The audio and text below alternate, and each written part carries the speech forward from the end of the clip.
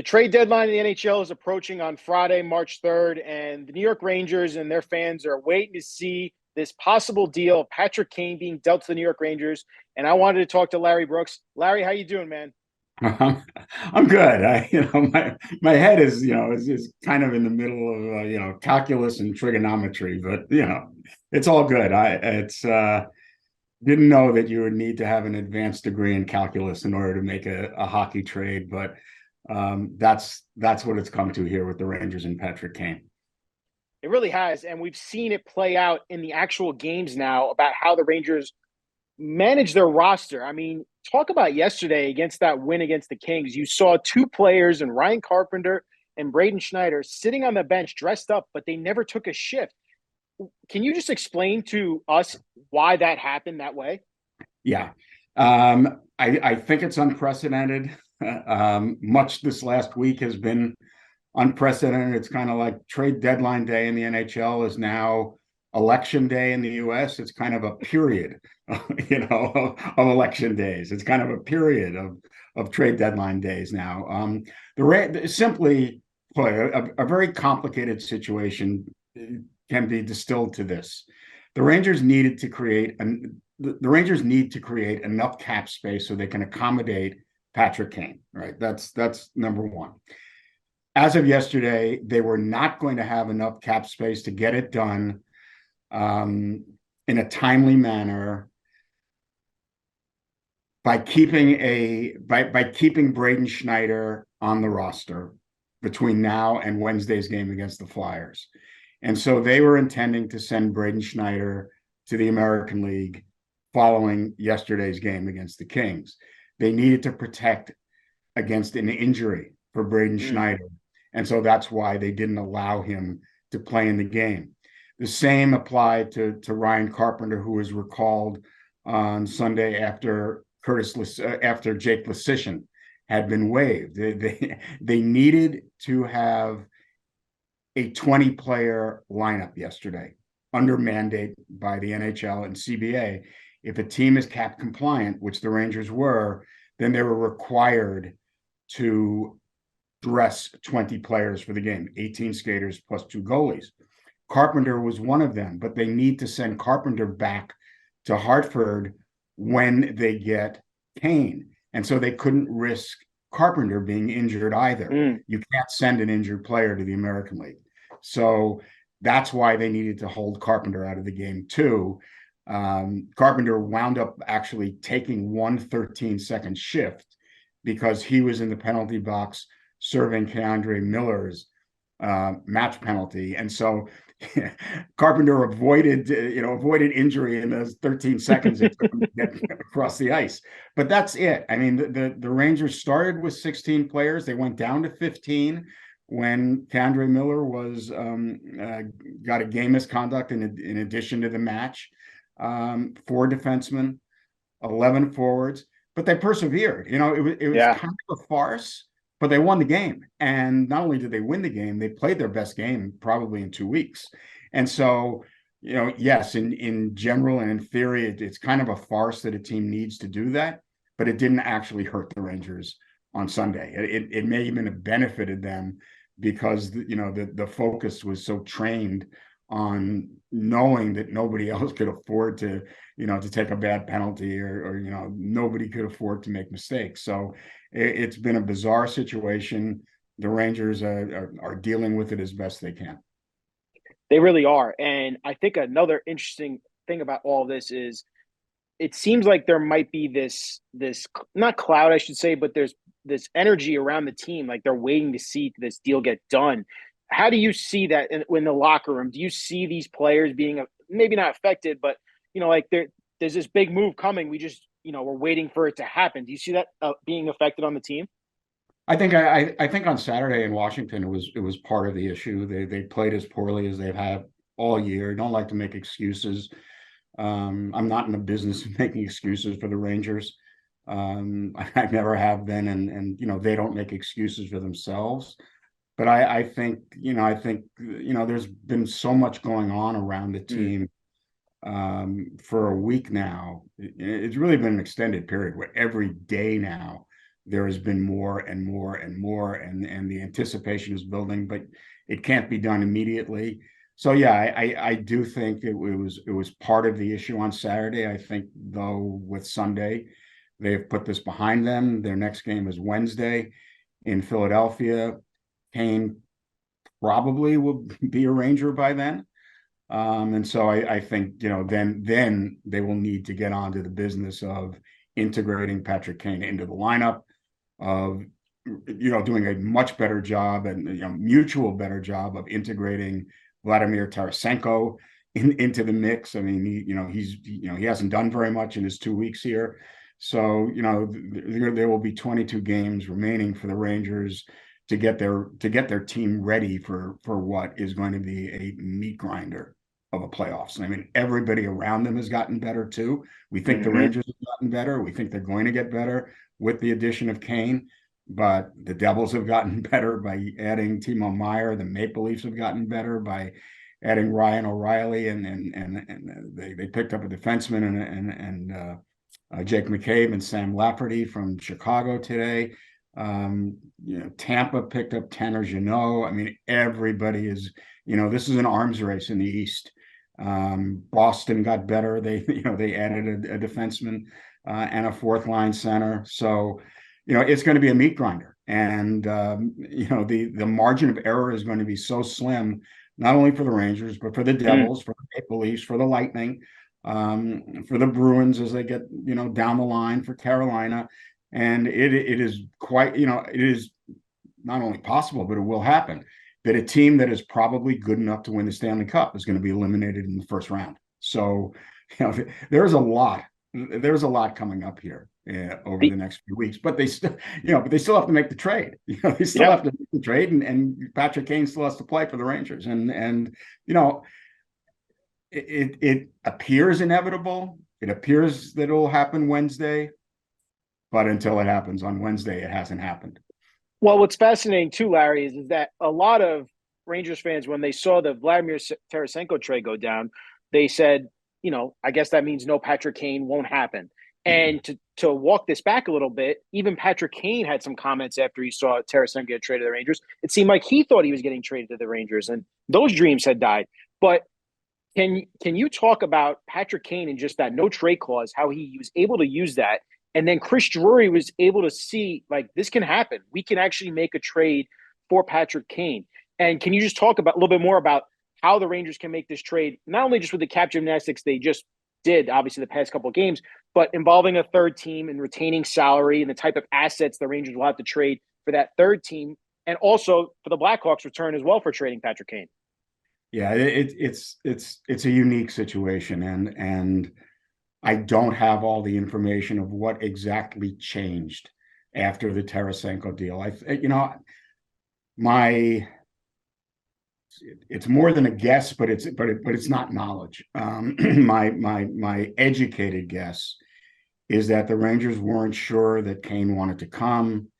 Originally, they were a little concerned about a hip injury that he was dealing with, and that they wanted to get out in front of this because, again, we've seen everybody in the East is building, and they didn't want to be the team left without a chair when the music stopped.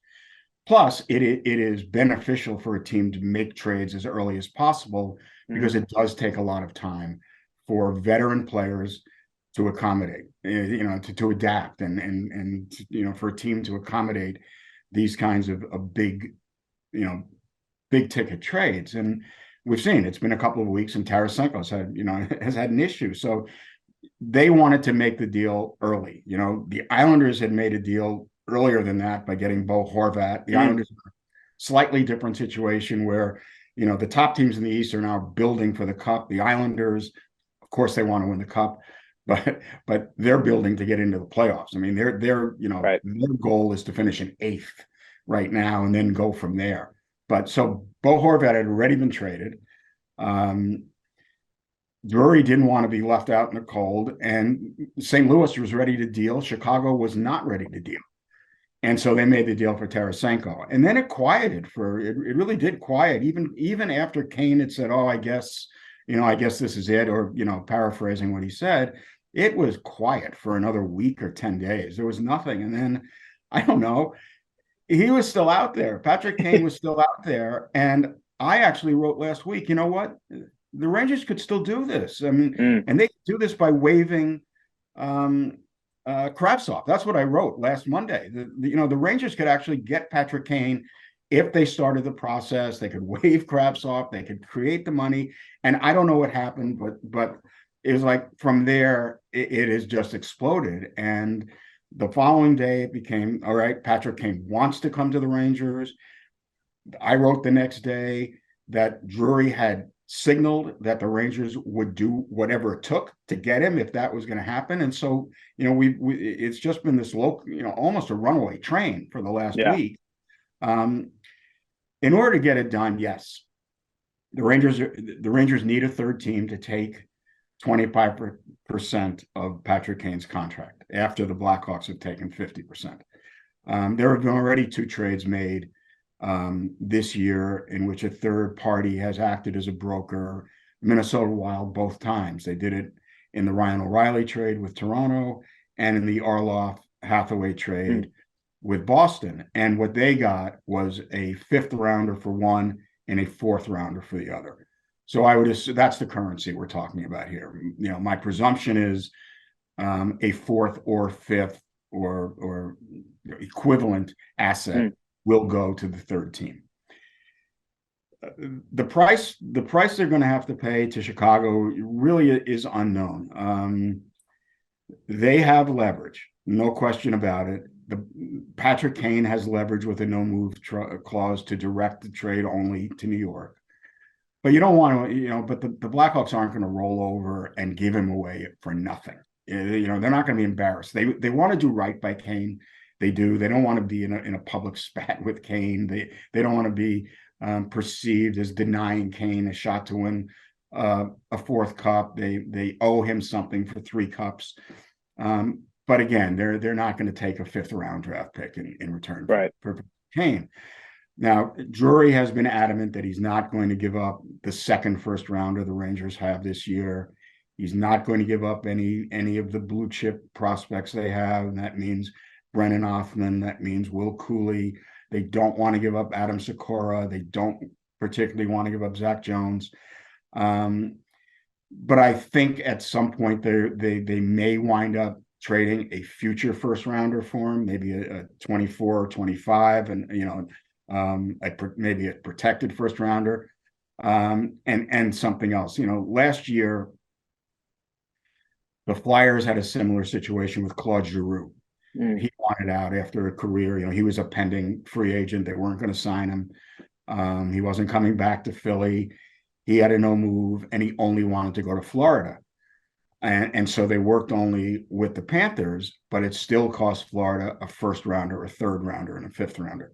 And that was a favored destination. So I don't think the Rangers are going to wind up giving that much, but they're going to wind up giving something. There's going to be something going back to Chicago. My guess would be it would be a future first rounder, maybe one of their B+ prospects too.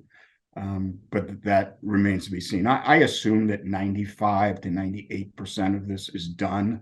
There may be an I to dot and a T to cross, but I just can't imagine the Rangers jumping through all of these hoops, if there weren't something concrete there. Again, until it happens, it hasn't happened. But I think that's generally the landscape that the Rangers and Ranger fans are viewing at this point.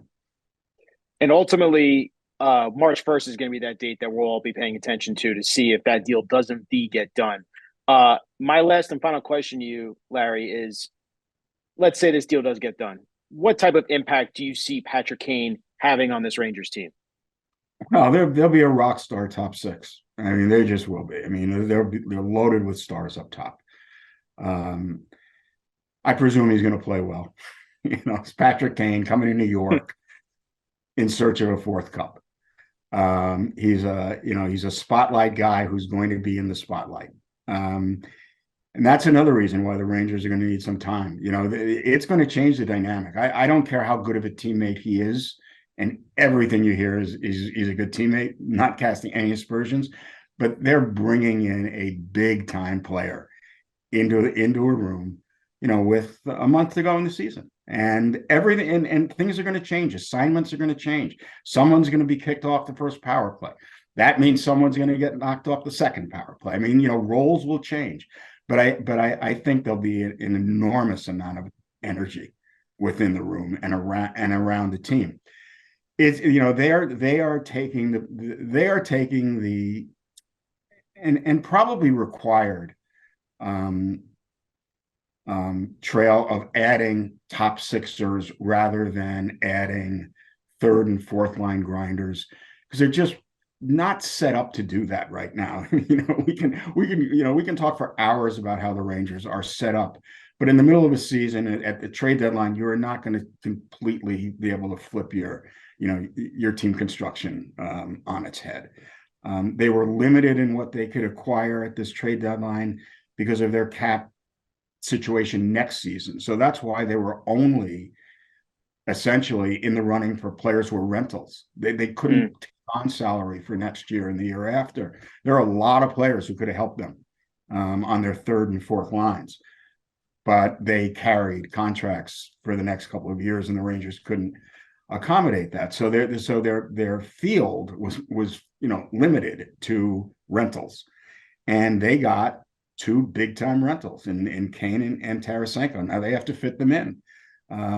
But again, there's going to be a rock star vibe to this team. They're the New York Rangers. They are, and that's what they're flexing. They've been the New York Rangers for a long, long time. They've only won once since 1940. They are desperate to win. They are, and so they're pushing all their chips in. However, I would say they're pushing all their chips in, but they're not doing anything that will derail them from next year or the year after or the year after. They're not, Right. They did trade one first rounder, but they acquired a first rounder over the summer in exchange for Nils Lundkvist for the express purpose of trading it. That's why they made that trade. There were a couple of other options available when Lundkvist was traded, but they wanted the first rounder to add so they would have it to trade. So, they haven't traded their top picks. They haven't traded Lafreniere. They're not going to trade Auckland. They're not trading Schneider. So they're not harming their future, but they're going all in for this year. And we'll see. I mean, honestly, we'll see. It's going to be an interesting experiment, and there's going to be a lot on Gerard Gallant to. When he makes his assignments, players are gonna all have to buy in. But it should be a fun ride to watch.